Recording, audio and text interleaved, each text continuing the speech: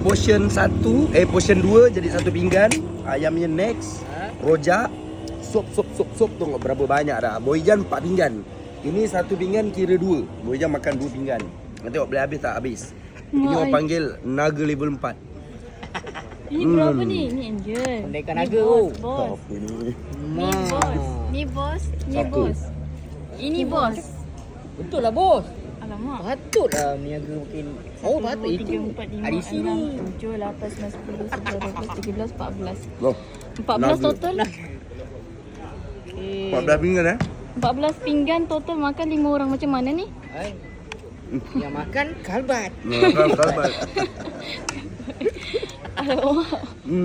Oi. Makan dengan sup sekali, makan dengan rojak ni. Tapi nasi lemak dia padu. Mana satu ni? Oi. Satu nak pilih. Aish. Ngariam nasi lemak memang sedap. Pukul 1 weh. Gerujuk. Dia punya tiba-tiba tu.